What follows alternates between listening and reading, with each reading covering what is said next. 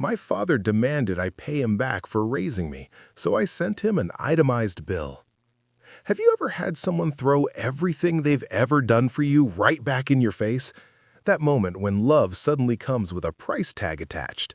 Well, buckle up, because what happened to me will make you question everything you thought you knew about family obligations. By the end of this story, you'll understand why sometimes the best response to absurdity is a mirror that reflects it right back. I'm Sarah, and I'm 32 years old. For most of my life, I thought I had a pretty normal relationship with my parents. Sure, my dad could be difficult sometimes, a bit demanding, maybe a little too focused on money, but I always chalked it up to him being practical. He worked in accounting his whole life, so numbers were his language. My mom was the warm one, the hugger, the one who remembered birthdays with homemade cakes and actually asked about my feelings. They balanced each other out, or so I thought.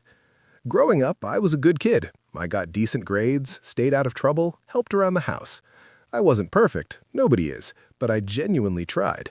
My parents paid for my college, which I was grateful for, though my dad reminded me about it more often than felt comfortable. It was never just, "We're proud of you," but rather, "We're investing a lot in your education, so make it count." Still, I told myself that was just his way of showing he cared. After college, I got a job in marketing. Nothing glamorous at first, but I worked my way up. I moved into my own apartment, started paying my own bills, living my own life. I called home every week, visited on holidays, sent thoughtful gifts. I thought I was doing everything right, being a responsible adult child. My relationship with my parents seemed fine, maybe a bit surface level with my dad, but fine. Then, about 6 months ago, everything changed. My mom called me on a Tuesday afternoon, which was unusual because she typically called on weekends. Her voice sounded strained, tired in a way that made my stomach drop. She told me that my dad had been diagnosed with a health condition, nothing life-threatening, but it required treatment and some lifestyle changes. Of course, I immediately offered to help however I could. Over the next few months, I drove to their house every weekend, sometimes twice a week. I took my dad to doctor's appointments, picked up prescriptions, helped my mom with grocery shopping and household tasks. I used up all my vacation days and even some sick days. My boss was understanding, thankfully, but I could feel my career momentum slowing. My own life went on hold. I stopped seeing friends, canceled plans, put dating on the back burner. Family comes first, right? That's what I'd always been taught. My dad wasn't the easiest patient. He complained constantly, criticized how I drove, how I organized his medications, how I folded the laundry when I helped my mom. Nothing was ever quite enough. But I bit my tongue because he wasn't feeling well, and sick people get irritable. I kept telling myself it was temporary, that once he felt better, things would go back to normal. My mom kept thanking me with tears in her eyes, telling me I was such a good daughter, which made it all feel worthwhile. Then came the Sunday that changed everything. I had just finished helping my dad to his recliner after a doctor's appointment. I was exhausted, hadn't slept well in weeks, and I still had a 2-hour drive back to my apartment and work in the morning. I was gathering my things when my dad called me back into the living room. My mom was in the kitchen, and I remember hearing her humming, unaware of what was about to happen. My dad looked at me with this expression I'd never seen before, something cold and calculated. He said he wanted to talk to me about something important. I sat down, thinking maybe he wanted to thank me or perhaps discuss his treatment plan. Instead, he pulled out a folder, an actual manila folder, and placed it on the coffee table between us. He said, "I've been thinking about everything your mother and I have done for you over the years, the sacrifices we made, the money we spent." I felt confused. "Okay, Dad, I'm grateful for everything you and Mom have done." "Grateful isn't enough anymore, Sarah," he continued, opening the folder. "I've calculated it all out. The cost of raising you from birth to 18, your college tuition, your car, the money we gave you for your first apartment deposit, it comes to approximately $347,000. My blood ran cold. I actually felt dizzy. "What are you talking about?" He slid a piece of paper across the table. It was a spreadsheet, meticulously detailed, with line items for everything from diapers to my high school prom dress. I couldn't believe what I was seeing.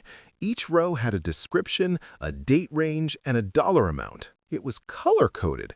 He'd put actual effort into this. "I'm not getting any younger," he said matter-of-factly. "Your mother and I need that money back. We have expenses, retirement to think about, medical bills now. You have a good job. It's time you paid us back for raising you." I sat there in complete shock, unable to form words.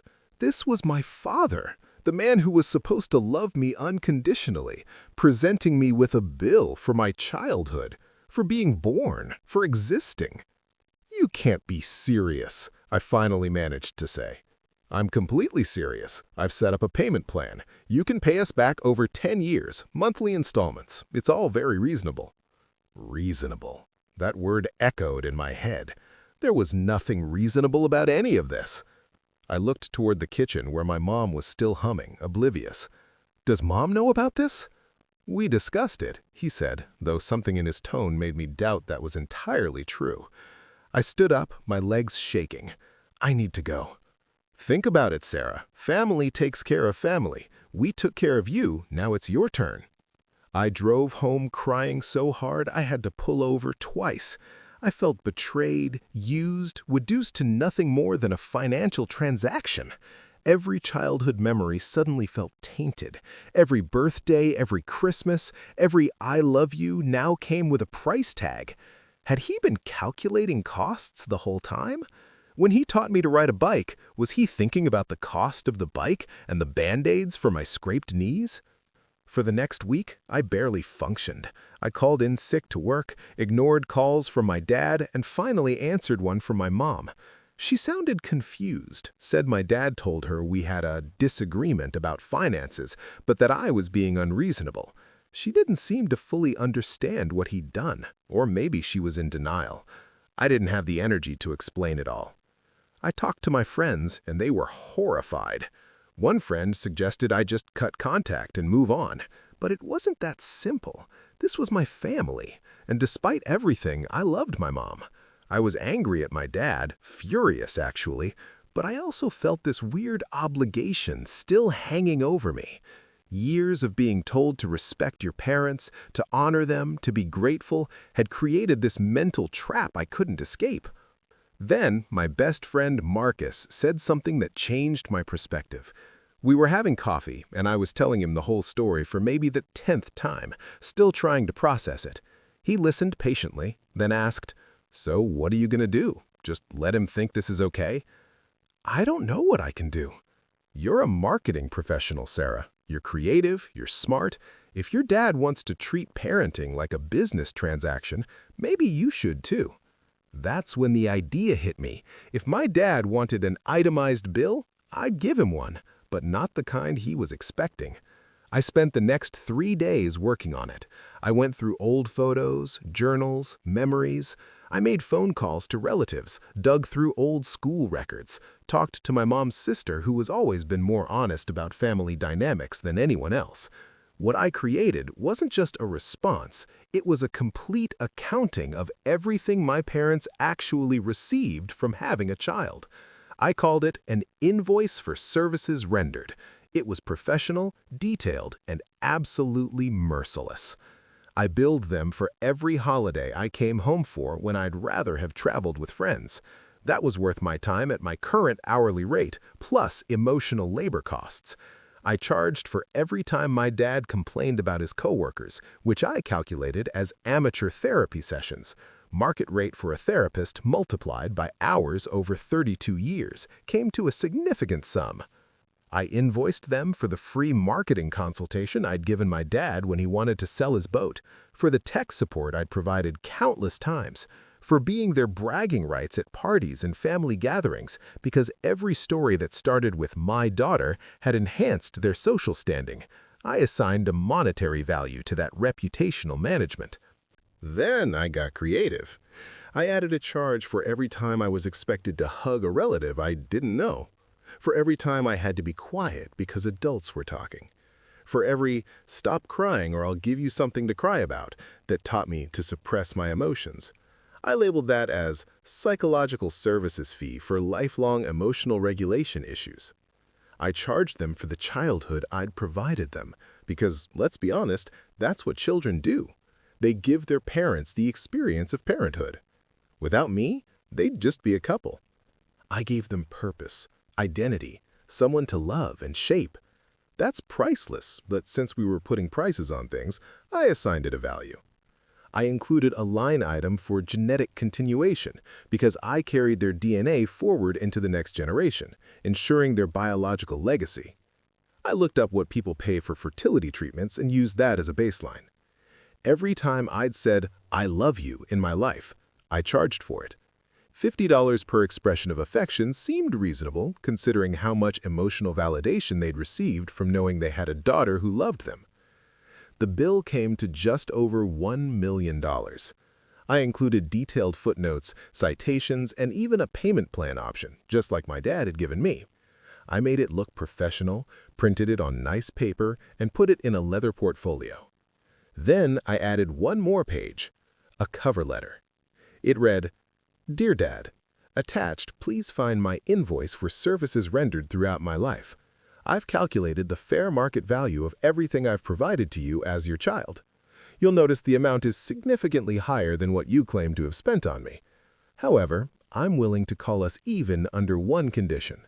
We both acknowledge that love and family are not business transactions. You don't owe me for being your daughter, and I don't owe you for being your father. That's not how this works.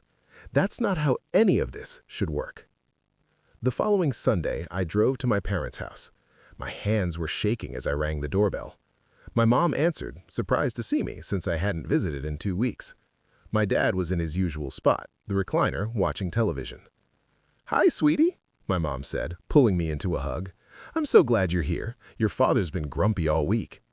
I walked into the living room. "Dad, I need to talk to you." He muted the TV, probably thinking I was there to discuss his payment plan. "Did you think about what we discussed?" I did. I placed the letter portfolio on the coffee table, mirroring exactly what he'd done to me. I've prepared my response. He opened it, confident at first, then confused. I watched his expression change as he read. His face went from pale to red. He flipped through the pages, his jaw tightening with each one. "What the hell is this?" he finally sputtered. "It's exactly what you gave me, Dad, an itemized bill. If you can charge me for being your child, I can charge you for being your parent. That's fair, right?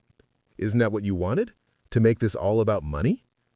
My mom had come in from the kitchen, drawn by his raised voice. "What's going on?" "Your daughter has lost her mind," he shouted, waving the papers. "No, Dad, I've actually gained some clarity." I turned to my mom. "Mom, did you know that Dad gave me a bill for $347,000? He wants me to pay him back for raising me." Her face went white. "Richard, you didn't. I told you we discussed it," he protested. "You mentioned maybe she could help more with expenses, not that you were going to charge her for her childhood." My mom looked horrified, and I realized she truly hadn't known the extent of what he'd done. If we're treating family like a business, then let's do the math properly. By my calculation, you actually owe me $653,000. But here's the thing. I don't want your money. I never did. Children aren't investments. They're not supposed to provide a financial return. You don't get to bill me for choosing to be a parent." My dad was silent, something I'd rarely seen. He looked at the invoice, then at me, then back at the papers. "This is ridiculous," he finally said, but his voice had lost its certainty. "Is it? Is it any more ridiculous than what you did to me? You made me feel like my entire existence was a debt I owed you. Do you have any idea what that did to me? I spent the last 2 weeks questioning every good memory I had of my childhood, wondering if you were just tallying up costs the whole time." My mom sat down heavily on the couch, tears streaming down her face. "Sarah, honey, I'm so sorry. I didn't know. I would never." "I know, Mom. This isn't about you." My dad set the portfolio down. For the first time in my life, he actually looked ashamed. Not embarrassed, not caught, but genuinely ashamed. "I thought," he started, then stopped. He cleared his throat. With the medical bills and retirement, I just thought, you have a good job and we sacrificed a lot. Every parent sacrifices, Dad. That's what choosing to have kids means. You don't get to retroactively charge for it. And honestly, if you're having financial problems, you should have just talked to me like an adult. I would have helped. I was already helping, remember? I put my entire life on hold for months to take care of you. He was quiet for a long moment. That bill I gave you, I actually got the idea from someone at work. He said his kids never appreciated what he did for them, that they should have to pay back their college costs at least. It seemed to make sense at the time. It doesn't make sense, Dad. It's cruel. My mom reached over and took my hand. Richard, you need to apologize, right now. What happened next surprised me more than anything else in this whole story. My dad, this man who never admitted he was wrong, who always had to be right, who treated life like a balance sheet that he needed to win, started crying. Not just tearing up, actually crying. I'm sorry, he said, and his voice broke. I'm so sorry, Sarah. You're right. You're completely right. I don't know what I was thinking.